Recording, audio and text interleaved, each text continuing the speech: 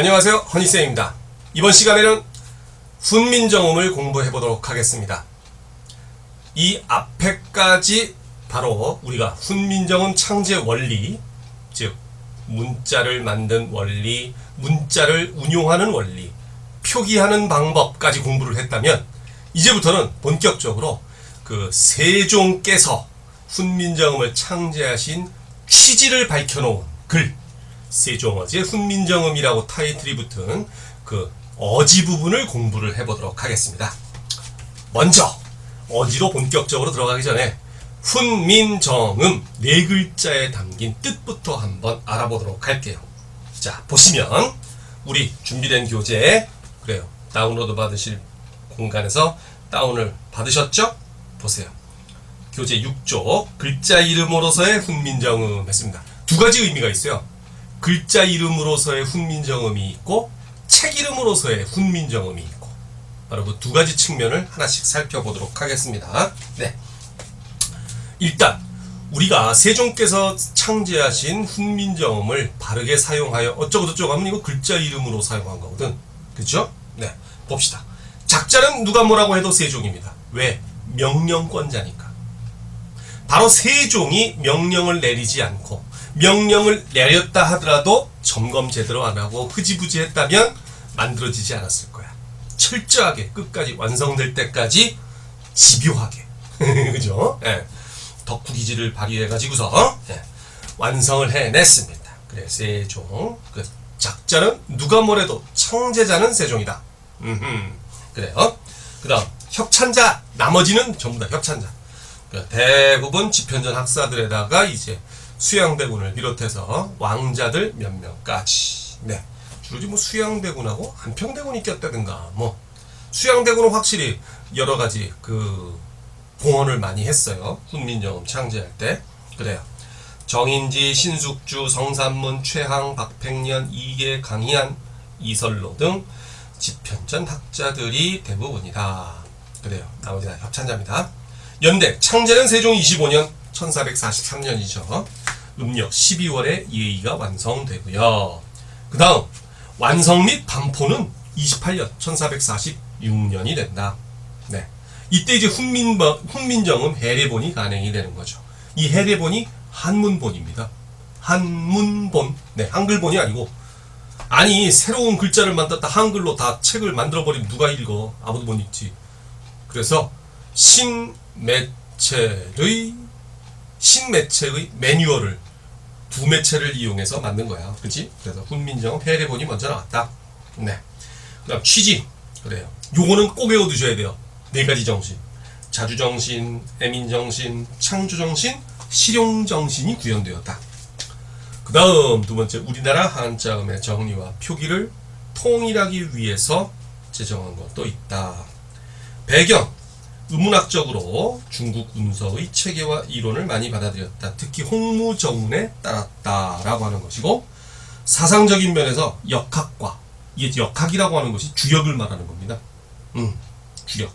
원래 이 주역이 전보능 책이었는데 거기에 이제 여러 가지 그 중국의 고대 철학적인 어떤 자연 철학적인 배경이죠. 그런 것들이 많이 담겨 있다 해서 역학을, 그 다음에 또 성리학을, 네, 성리학 원리를 받아들여 음양, 오행 뭐 이런 것들을 갖다가 이제 이 역학이나 성리학에서 다 받아들인 것이다 해가지고 우리가 훈민정음은 철학적이고 과학적인 글자다 요렇게 이야기를 하지요. 우리 발음기관을 본뜨고 뭐 이런 것들, 그 다음에 하늘, 땅, 사람 이런 것들을 본딴 것, 그쵸?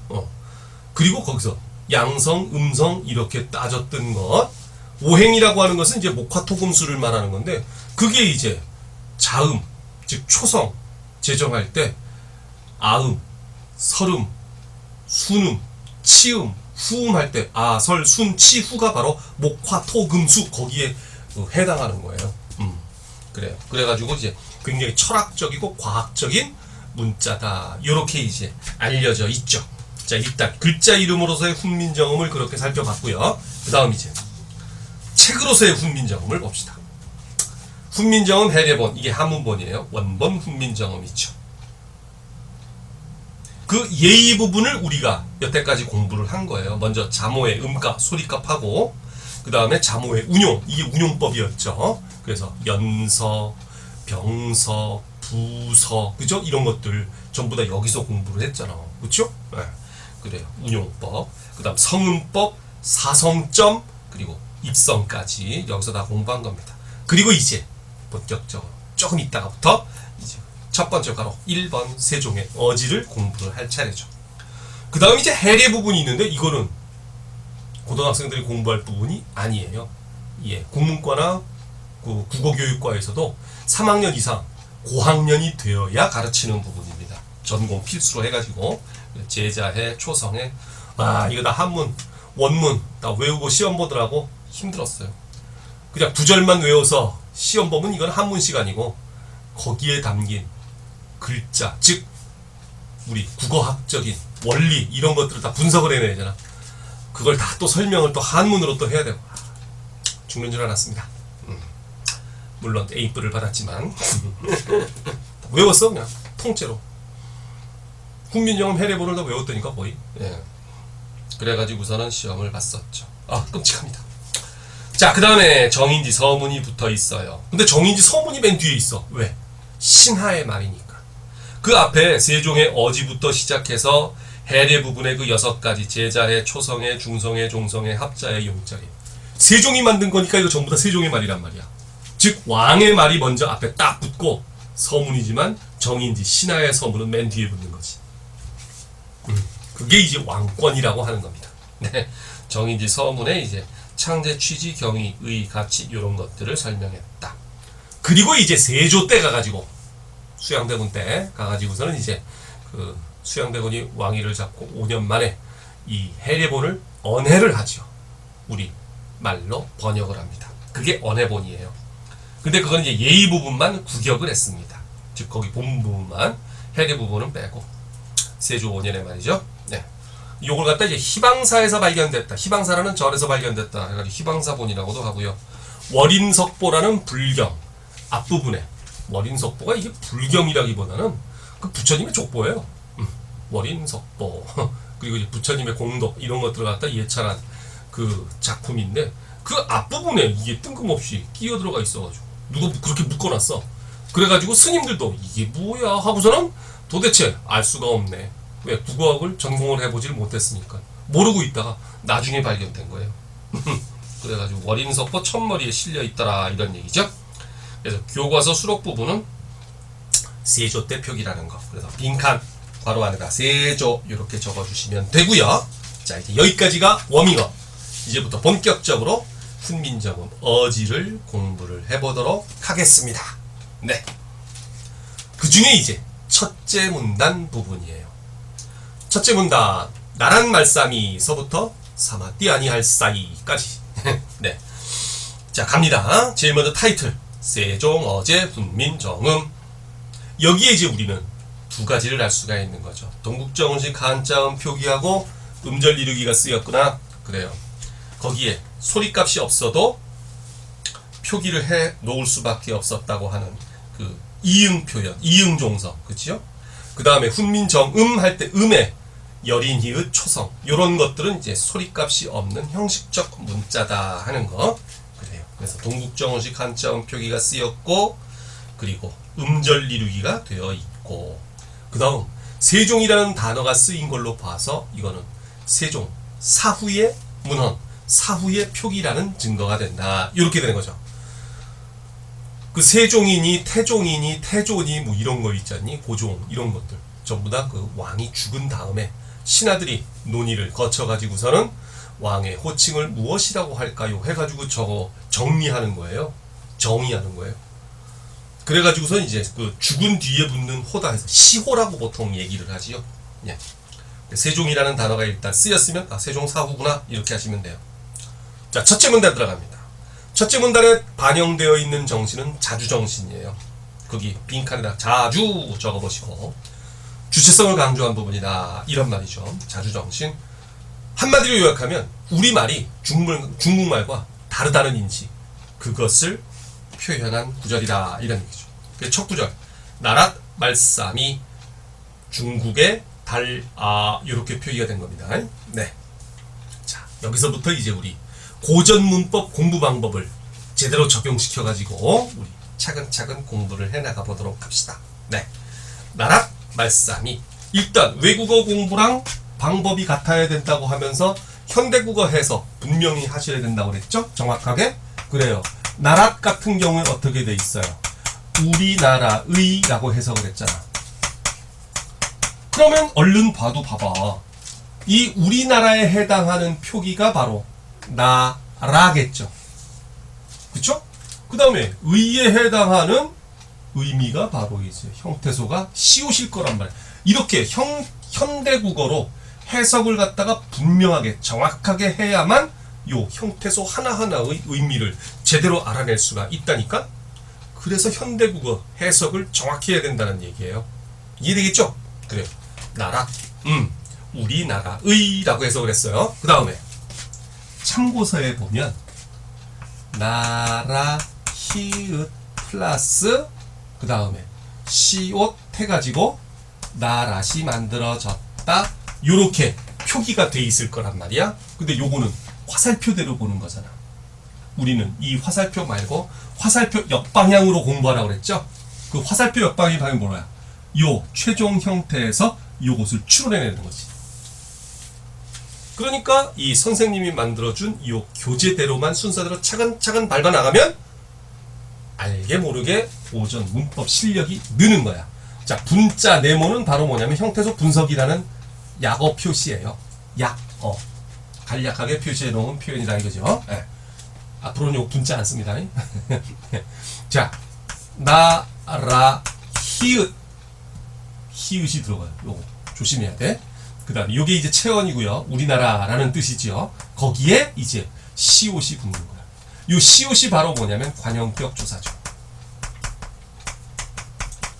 관형격 조사. 네. 자, 여기에서 우리 이 시점에서 반드시 알아두고 넘어가야 할 것이 한 가지 있습니다. 팁을 하나 가르쳐 드릴게요. 그거 정리를 잘 해두세요. 뭐냐면 잘 봐. 우리말은요 기본적으로 체언 뒤에 조사가 붙습니다. 즉 조사는 체언 뒤에만 붙는 거야. 다른 데 안 붙어. 안 붙어야 정상이야. 그 다음에 용언 어간 뒤에는 어미가 붙습니다. 어미. 네. 외워둬야 돼 이거. 네. 근데 체언은 품사가 뭐니? 자, 체언은 여러 가지 품사를 기능에 따라서 묶은 겁니다. 그래서 요거는 여러 가지 품사가 있어요. 명사, 대명사, 수사. 이게 체언이고, 즉 조사는 명사, 대명사, 수사 뒤에 붙을 수 있다는 얘기지. 그렇구나. 그 다음 용어는 뭐가 있어요? 동사와 형용사가 있는 거야. 즉 동사, 형용사, 어간 뒤에는 어미가 붙는다. 이렇게 알아두시면 돼요. 네. 그 다음에 이제 어근엔 접사가 붙습니다. 이거 우리말의 완전 기본 구조 중에 기본 구조. 요거는 반드시 익혀두셔야 되고요. 짜잔. 네. 요거 반드시 익혀주셔야 됩니다. 근데 선생님 어근 뒤에라고 안 쓰고 왜 어근에다가 썼어요? 접사는 어근 앞에도 붙을 수 있거든. 그래서 어근 앞에 붙는 접사는 접두사, 어근 뒤에 붙는 접사는 접미사 이렇게 됩니다. 네, 요거 일단 알아두시고 한 가지 팁이 또 있는데 일단 요거 정리되시면 그 다음에 설명 들어보세요. 여기 지금 격조사라고 돼 있지. 이 조사에도 여러 가지 종류가 있는데 격조사는 문장 성분 만들어주는 거예요. 그래서 어떻게 되느냐? 잘 봐요. 체언 뒤에 동그라미 격 조사가 붙잖니? 그러면 문장 성분 동그라미 어가 됩니다. 오! 강력한 팁이야 이거. 뭐냐? 동그라미 격 조사가 붙으면 동그라미 어 성분이 되는 거야. 자, 여기서 요렇게 어자로 끝나면요 문장 성분을 이야기하는 거고요. 문장 성분. 네. 그 다음에 이렇게 사자로 끝나면 품사거나 아니면 형태소 명칭입니다. 여기 접사, 그죠? 뭐 이런 식으로. 예. 자, 그럼 이건 무슨 얘기냐면 쉽게 생각해서 이런 거예요. 주격조사가 붙으면 주어가 되는 거야. 목적격조사가 붙으면 목적어가 되는 거고, 보격조사가 붙으면 보어가 되는 거고, 서술격조사가 붙으면 서술어가 되는 거고. 지금 무슨 격조사 붙었어요? 관형격조사. 그러니까 무슨 어가 돼야 돼? 관형어가 돼야 돼. 관형어는 뭔데? 문장 안에서 주로 이 체어를 수식해주는 말이 된단 말이야. 관형. 부사어는 대체로 서술어나 문장 전체를 수식해주는 수식어가 되지만, 관형어는 주로 체언을 수식하는 수식어가 되죠. 거꾸로 주어면 주격조사가 붙는 겁니다. 일반적으로. 근데 주격조사를 생략해도 되죠. 너 어디 가니? 나 어디 가는데? 나. 체언만 적어놨는데도 불구하고 주어가 되잖아. 그지? 그렇게 생략을 할 수가 있거든. 어쨌든 주격조사가 붙으면 주어, 목적격조사가 붙으면 목적어. 아시겠죠? 요렇게. 요 가장 강력한 팁 중에 하나입니다. 꼭 알아두세요. 요거. 네. 요거를 외워두시면 그 다음에 설명하기가 편해요. 아하, 그래서 관형격 조사가 붙는구나. 근데요, 이 관형격 조사가 그 당시에는 여러 종류가 있었어요. 그게 미칠 노릇이야. 왜 복잡해요? 복잡하게 쓰이다가 현대로 오면서 어떻게 되는 거야? 단순해지는 거야. 사람은 편하기 좋아하는 동물 아니야. 앉으면 눕고 싶고, 누우면 자고 싶고, 잠들면 좋은 꿈 꾸고 싶고, 그죠? 그게 사람 마음이거든. 그래서 예전에는 종류가 다양했는데 그것이 지금 남은 것은 의 하나밖에 없다. 이런 식으로 알아두시면 돼요.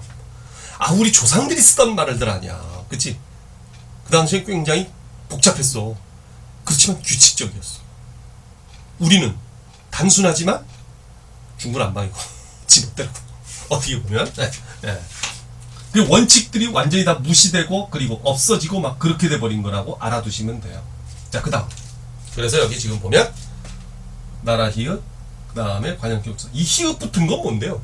히읗 종성체언이라고 하는 게 있는데, 이게 우리말에 한 90여 개끔 됩니다. 오전에서 90여 개 정도나 돼요? 그거 다 한꺼번에 알아둬야 돼요? 아니요. 그거 외워야 된다고 그러면 다 포기하게 금방? 아니죠. 나올 때마다 그냥 조금씩 알아두면 되는데, 후민정음에는 몇 개 없어요. 일단 부담을 줄여줘야지. 그지? 히읗. 이게 뭐냐면 이런 거야. 봐봐요. 우리 암수 따질 때 수에다가 겉을 붙이면 희한하게 뭐라고 그래요? 수컷 그러잖아. 닭을 붙이면 어떻게 됩니까? 수탁 그러죠. 그러네. 암도 마찬가지야. 암에다 겉을 붙이면 뭐라고 그래요? 암컷 그러지. 닭도 암탁, 수퇴지, 암퇴지. 그죠? 왜 그렇게 되는데? 바로 여기에 히읗이 숨어 있는 거거든. 현대 국어에도 그 흔적이 남아 있는 거예요. 그지? 그리고 또 이런 것도 있잖아. 안에다가 밖을 붙이면 우리 합성어 뭐가 됩니까? 안? 팍기라고 하잖아. 왜 갑자기 피읍이 되는데 이게 비읍이 있다가 여기에 히읗이 숨어 있었거든. 1930년대만 하더라도 와이프, 아내를 뜻할 때 이렇게 썼었습니다. 아내. 이게 이 지금의 아내예요. 아내. 그렇게 썼었어요. 소설책에 그렇게 표기된 것들이 있어요. 많이 보여요. 네. 누구는 뭐 60년대에도 그런 소설들을 갖다가 본 적이 있다고 하는데 자, 그거는 그 개인적인 경험이니까 됐고, 어쨌든 간에 이렇게 히읗 자체가 이제 숨어있는 그런 종성들이 있다. 그런 것들 중에 대표적인 것이 바로 이 나라라는 단어입니다. 그래서 나라 히읗의 관형격 조사 시오. 근데 이놈의 관형격 조사 그 밑에 참고 표시 보시면 종류가 몇 개 있네요. 그쵸? 그래가지고 그거를 정리를 해보자. 요런 얘기가 되는 거지. 관형격 조사가 네. 일단 애하고 애가 있습니다. 의가 있어요. 애가 있고 의가 있고. 네. 애는 양성 모음 뒤에 쓰였고 의는 음성 모음 뒤에 쓰였습니다. 요거는 근데 어느 때 쓰이느냐 하면은 유정명사에서 쓰였어요. 쌤, 유정명사는 또 뭡니까? 근데 유정명사는 유정명사인데 높임의 뜻이 또 없는 유정명사에 쓰였습니다. 높임의 의미가 없는 유정명사. 쌤, 유정명사 뭐냐니깐요. 유정명사는요, 자신의 의지를 가지고 움직일 수 있는 대상을 유정명사라고 이야기합니다. 네. 그러다가 보니까 결국 뭐가 되는 거야? 동물 이상의 존재가 되는 거야. 뭐 사람도 동물이니까. 네. 동물 이상이면 다 유정명사라고 해주는 거죠. 그래서 의가 되고요. 그 다음 뭐가 있느냐면 시옷이 있죠. 요 시옷은 또 어떨 때 쓰이는데, 요거는 무정명사. 자, 무정명사니까 요거 뭐겠어요? 요거는 동물 이하가 아니라, 그럼 동물 포함되는 거잖아. 동물 말고 식물 이하가 되는 거지. 의지도 없고 움직임도 없는. 아, 물론 식물 중에는 영화 보다 보면 막 뛰어다니면서 사람 잡아먹는 식물도 그건 SF잖아. 그지? 그거 말고. 그 다음에 이제 또 들어온 게 뭐냐면 높임의 유정명사에도 썼습니다. 아씨, 더럽다. 근데 그 사람들은 정확하게 구별해서 썼어요. 우리가 이걸 안 쓰던 걸 갖다가 그렇게 쓴 사람들도 있었구나 하는 것을 따로 익혀둘래니까 어려운 거지. 그 사람들은 정확하게 썼다니까. 네. 어쩌겠어. 그쵸? 네. 그래서 예를 들면, 자, 말이라는, 따가닥 따가닥 달리는 말이라는 단어 뒤에다가 만약에 이 관형격 조사를 붙인다 한다면, 자 보세요. 여기 아래아가 쓰였잖아. 요거 양성 성격을 가지고 있는 모음이란 말이야. 그러니까 양성에는 이 애를 써주는 거야. 그래서 이어적기 써야죠. 그러면 마 아래가 되는 거죠. 현대국어 해석 말의 이렇게 되는 거죠. 아, 그렇군요. 네, 이런 식으로 말의 말의 이렇게 되는 거예요. 그다음 그 뒤는 이제 최구라고 하는 사람입니다. 이게 이제 두시연애라고 하는 시에서 나온 건데, 성은 최여, 이름은 구야. 구씨야, 최구씨. 근데 최구가 사람의 이름인데, 이 사람이 아마 악사일 거야, 악사. 음악가. 근데 이제 두보가 여기저기 그 친구네 집에 초대되고 어디 잔치에 갔을 때 이 사람을 자주 봤는데, 갑자기 안록산의 난으로 엉망진창이 되고 중국 전체가 난리판이 됐어. 여기저기로 뿔뿔이 다 흩어졌는데 어느 동네 갔다가 이 사람을 만난 거야. 얼굴 아는 사람이라 반가운 거지. 그래서 그 사람의 이제 신상 이야기를 하면서 반가움을 이야기하는데, 거기에 이제 만약에 관형격 조사를 붙여야 한다. 자, 그러면 요거 발음이 어떻게 되니? 구 하니까 뭐예요? 요거 음성 모음이란 말이야. 그래서 음성 모음이니까 뭘 써줘야 돼? 의를 써줘야 되는 거지. 최구의 이렇게 되는 거야. 자, 무정명사나 높임의 유정명사에는 시옷을 썼다 해가지고 그 밑에 예문이 뭐가 돼 있어요? 아, 무정명사 이거는 있고, 나라는 무정명사니까 시옷 썼지. 그 다음에 부처님. 부처는 높임의 대상 아니야. 그쵸? 근데 거기다가 유정명사잖아. 그러니까 시옷을 써주는 거지. 그래서 부텨 이렇게 되는 거지. 그러면 부처의라는 현대국어 해석이 된다, 이런 말이 되는 겁니다. 자, 애와 의, 그쵸? 애와 의. 요거 구별 힘든 거 아니야. 자, 요건 양성이잖아. 요거와 반대되는 게 의라고, 의. 아, 이에서 이에서 요거 양성, 요거 음성, 요거는 공통. 그렇게 들어간 거냐? 이는 공통, 양성, 음성. 그 차이지 뭐. 그러니까 애가 붙었다? 그럼 의가 붙는 거야, 상대적으로. 그러네. 만약에 이거 보자. 어떤 부분에 애가 붙었다고 치자. 그럼 요것과 반대되는 거 뭐겠어? 애가 되는 거지. 아와 이는 공통. 그쵸? 오, 그렇게 되네. 이해되겠죠? 오, 그렇군요. 자, 됐죠? 자, 그 다음에, 자, 관형격 조사까지 갔어요. 이제, 나락 하나 해결한 거야. 이제 말싸미 가야죠, 이제.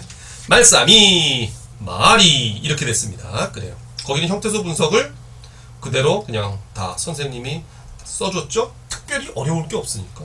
네. 이는 주격조사. 그럼 말싸미가 이제 주어가 되는 거죠. 그죠? 네.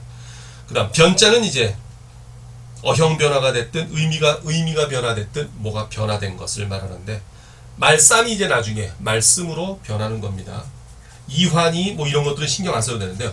어의전성 즉 단어의 뜻이 바뀌었다는 거. 이거는 알아두셔야 돼요. 예전에는 예산말이었어. 해석 그렇게 봐봐. 말이라고 해석했잖아요.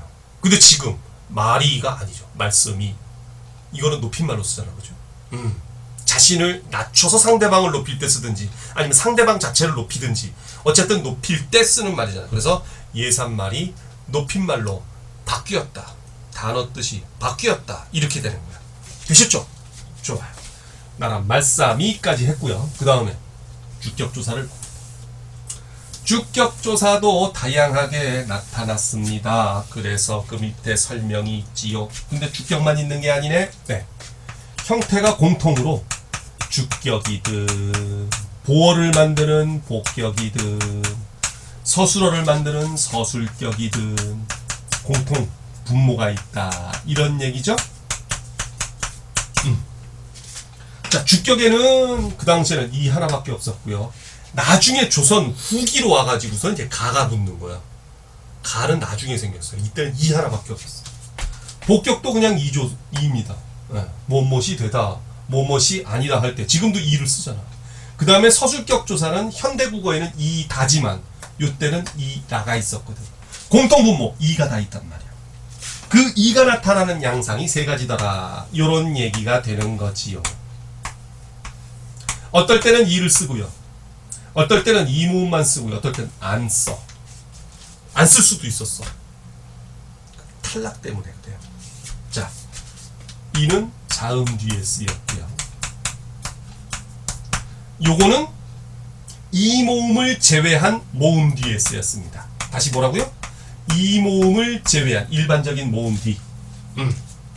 그 다음 요거는 이 모음 뒤에 쓰였고요. 사실 이 모음 뒤에는 이를 붙여봐야 두 개가 겹치니까 하나를 탈락시켜버린다고. 그래서 안 붙는 걸로 나타난 거예요.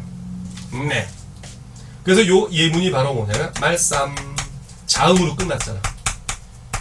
그러니까 여기는 이가 붙어가지고 이어 적으면 말쌈이 이렇게 되는 거죠. 그 다음 니르고조 홀빼 이셔도 할 때 바. 이거 쓰잖아 지금. 우리의 나아갈 바를 밝혀. 제가 바라본 바, 살펴본 바. 그때 바야. 모음으로 끝났잖아. 그러니까 이 모음만 쓰는 거죠. 그래서 붙이면 배 이렇게 되는 거죠. 물론 해석은 이건 말이 이렇게 해석하는 거고 주격조사 있는 걸로 해석을 해줘야죠. 요거는 바가 이렇게 해줘야 돼. 이거 해석 안 해주면 큰일 나. 정확하게 이런 조사까지 다 해석을 해줘야 되는 거죠. 이 모음 뒤에는 다리 같은 경우에 이 모음으로 끝났잖니? 그러니까 안 붙이. 그래서 다리 조심할 거. 해석은 다리가 이렇게 해석을 해줘야 된다는 이야기지요. 안 보이지만 해석은 해줘야 돼. 다리가. 되겠죠? 올. 그렇군요. 이게 이제 주격조사, 복격조사, 서술격조사의 양상이었습니다. 자, 동영상 정지시켜 놓고 필기하시고 필기하셨으면 그 다음 넘어갑니다. 넘어가 되죠? 넘어갑니다. 네. 자, 보십시다. 또 그 다음 나란 말싸미까지 갔어요. 이제 중국에 했습니다. 중국에 그냥 우리 지금 발음으로 그냥 발음한 거예요. 한자로는 중 그대로 국 쓰니까. 근데 여기다 이제 동국정식 한자음으로는 듀용 귓이라고 썼죠. 자, 여기 귓 이거 뭐야? 안울림 소리 정성이네. 입성이죠. 그죠? 나랏 할 때 그 랏도 바로 뭐예요? 안울림 소리 종성이 들었으니까 그 랏도 입성이죠. 그건 나중에 정리할게요. 네. 요 중국에라고 하는 거. 요거를 중국 말 그 다음 해석 과로 해석하는 거야. 중국말 과. 비교의 대상이거든. 중국말과 다르다. 비교의 대상. 그래서 요게 비교 부사격 조사가 되는 거야. 형태소 분석을 하면 자, 중국이라는 체언 뒤에 뭐가 붙은 거야? 에라고 하는 뭐가 붙었어? 비교 부사격 조사가 붙은 거지. 자, 여기 보세요. 부사격 조사가 붙었으니까 이거 통째로 뭐가 돼? 부사어가 되는 겁니다.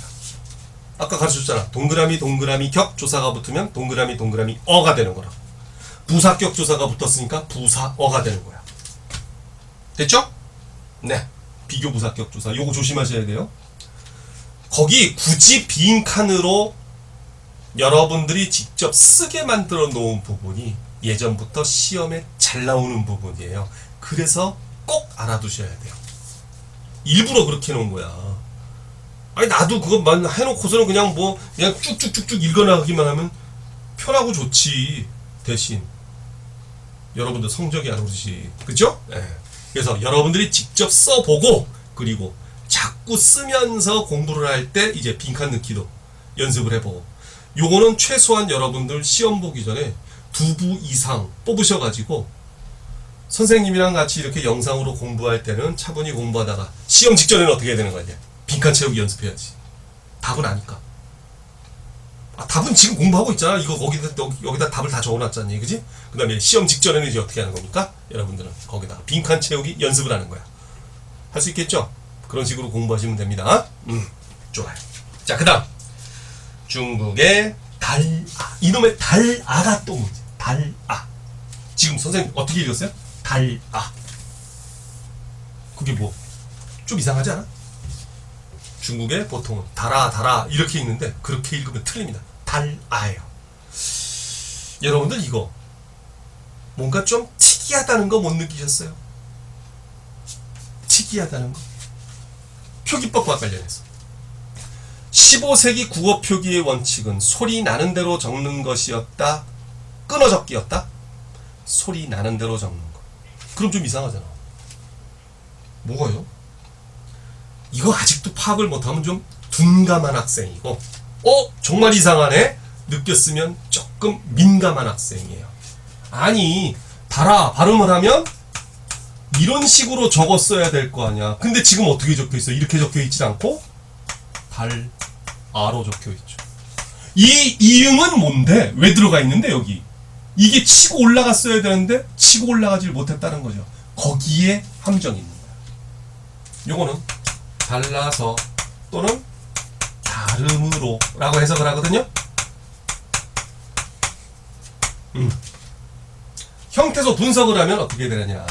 다르다 할 때의 달아야. 그 당시 표기로는 달아였어. 달아. 아래아를 쓰는 달아. 이게 다를 이자였다. different. 다르리. 여기까지가 어간이죠.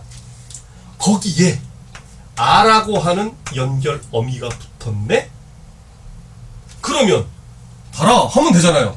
근데 특이한 거는 이게 치고 올라가질 못했어요.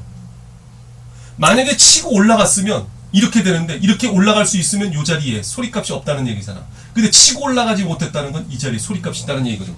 그래서 문제야. 뭐냐면 즉 요거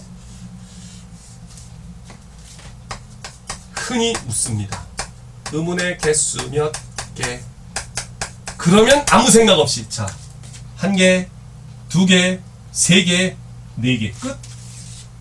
왜? 초성의 이응은 소리값이 있는 거 없는 거? 없는 거라고 상식적으로 알고 있으니까. 그래서 4개 하면 망하는 거죠. 5개입니다. 여기서는. 왜냐? 만약에 여기 소리값이 없었으면 이 리을 치고 올라갔어. 근데 올라가지 못했다는 것은 이 자리에 소리값이 있다는 거죠. 이게 바로 뭐냐면 뱃속 깊은 곳에서 울려 나오는 후두 유성 마처럼 국제음성부호로는 이렇게 써요. 후두 목구멍 속에서 유성 울림소리 마찰. 그러니까 이제 목구멍에서 마찰되어서 나오는 음이다 이거야. 깊은 곳에서. 후두 유성 마찰음이라고 얘기를 합니다. 소리값이 있는 겁니다 이거는. 그래서 5개. 그거 놓치면 안 돼요. 네.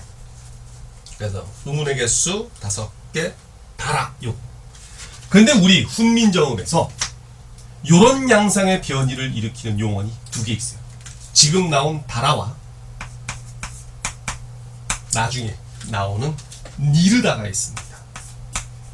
니르다. 다라다, 니르다. 요 아래합니다. 다라다, 니르다.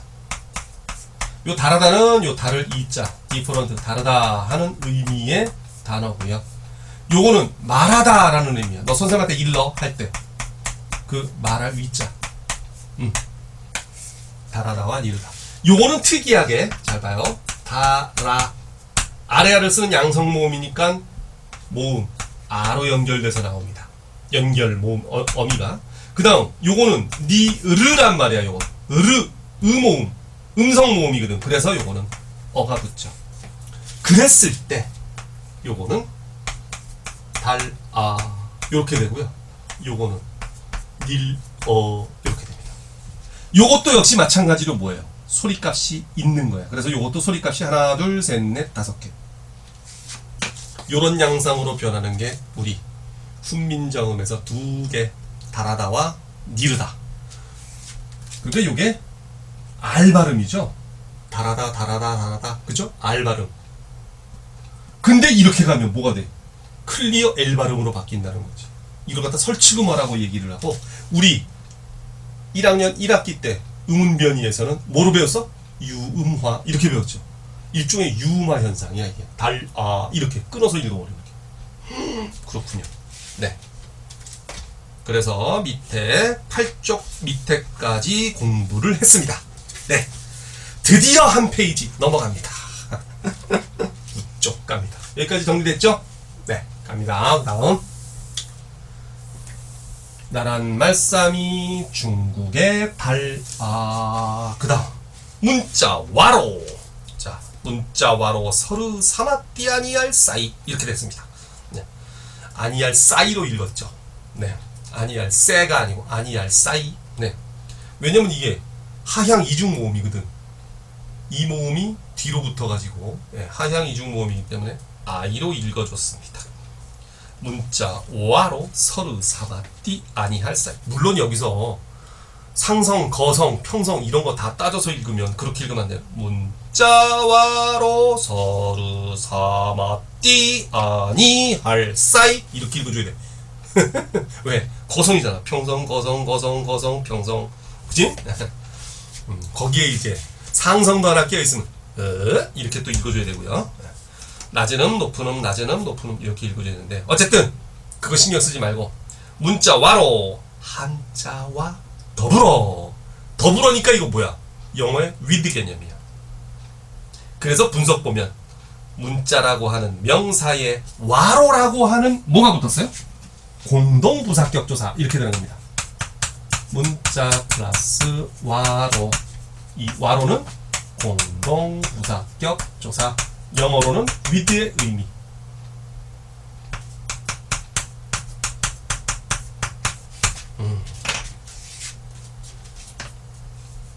한자와 더불어. 그래요.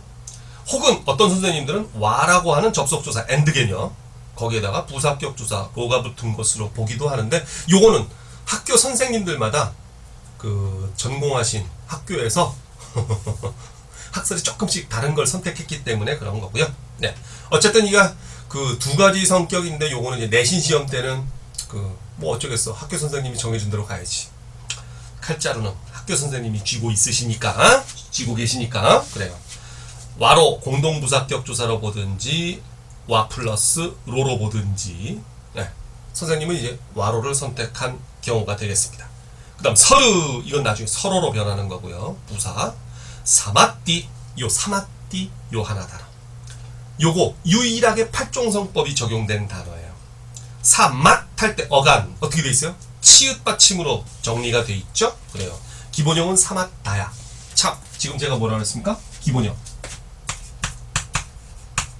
영어에는 동사 원형 있잖아. 우리말에는 기본형이 있습니다. 이 기본형은 뭐냐면 용언 어간에다가 어간이면 활용할 때 변하는 부분, 안 변하는 부분, 안 변하는 부분. 거기에다 그냥 다만 붙인 거예요. 대표적인 어마어미 다. 그래서 예를 들면 읽고 읽으니 읽어서 읽음으로 이래버리면 사전 찾을 때는 뭘 찾아야 돼? 읽다를 찾아야죠. 왜? 그게 기본형이니까. 변하지 않는 부분 이게 어간이잖아. 이 어간에다 다만 붙인 거야. 그게 기본형이야. 그러니까 선생님이 여기다 어간하고 딱 붙여줬으면 거기다 다만 붙이면 다 기본형이 되는 거죠. 사맛까지만 밝혀주면 아 기본형 사맛다구나 이렇게 알아두시면 되는 겁니다. 편하잖아. 그죠? 네. D는 이제 연결어미 뭐뭐하지 하는 거 나중에 이제 그 국외음화를 일으켜서 G로 바뀐 거고요.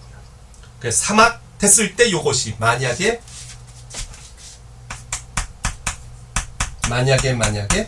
뒤에 모음으로 시작하는 어미가 왔다라고 한다면 이어적기 해가지고 사마차 이렇게 쓰면 되겠지만 요 자리는 지금 비었으니까 치고 올라갔지. 만약에 D나 고가 있으면 치고 올라갈 수가 있어요? 없어요? 없어요. 그래서 사맛 D가 되고 또는 사맛 고가 되겠죠.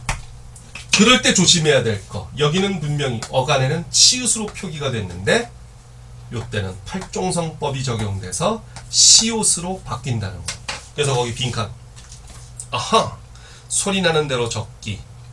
표음적 표기가 적용이 되었고 두 번째 빈칸에 바로 팔종성법 적용시켜야죠. 필기해야죠. 팔종성법 적어주세요. 이게 훈민정음 어지에서 유일하게 팔종성법이 적용된 단어입니다. 유일하게. 그러니까 외워두는 게 좋겠죠. 사마띠, 팔종성법, 사마띠, 훈민정음에서만 일단. 그 다음 아니할 사이, 아니함으로. 자, 어간이 아니하까지래. 그러면 기본형은 뭐겠어? 아니하다. 그렇죠. 그럼 아니하를 빼면 리을사이만 남네. 종속적 연결어미 이렇게 된 거죠. 자, 여기까지가 일단 첫 문단이에요. 자, 첫 문단은 우리말이 중국말과 다르다는 것을 인식한 뒤에라기보다는 전제죠. 우리말이 중국말과 달라서 서로 통하지를 않는다 하는 거를 전제로 깔고 따라서 내가 만든다 이거지. 우리말을 중국말로 전하려면 고생스럽다, 피곤하다, 불편하다 그래서 만들어준다 뭐 이런 개념 아니야. 자, 일단 이래가지고 우리가 첫 문단까지를 공부를 했습니다.